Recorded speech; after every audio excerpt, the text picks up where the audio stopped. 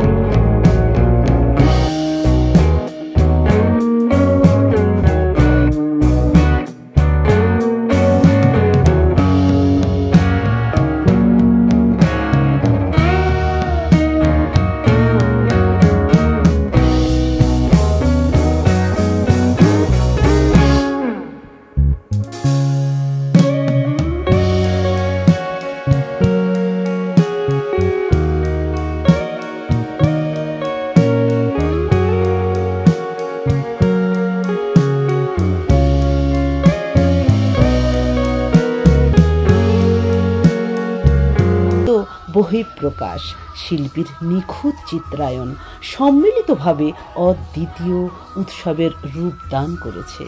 শোনা যায় রস থেকেই নাকি রাস শব্দ গুরুদুয়ারায়। শিলিগুড়িতে শিখ সম্প্রদায়ের উপস্থিতি তাৎপর্যপূর্ণ, কারণ এই গুরুদুয়ারা দর্শকদের তাদের শান্তিপূর্ণ উপায় প্রত্যক্ষ করার এবং তাদের পূজা অনুষ্ঠান পালন করার সুযোগ করে দেয়।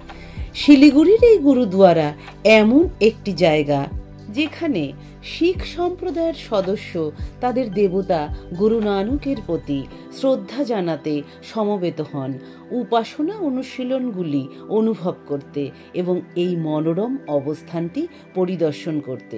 চলুন বন্ধুরা, সুন্দর সুন্দর এই আকর্ষণগুলি দেখে নেওয়া যাক। পাঞ্জাবিতে গুরুদুয়ারা, যার অর্থ গুরুর দরজা, শিখদের সমাবেশ ও উপাসনার স্থান।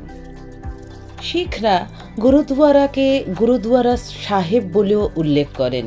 এখানে সব ধর্মের মানুষকে স্বাগত জানানো হয়।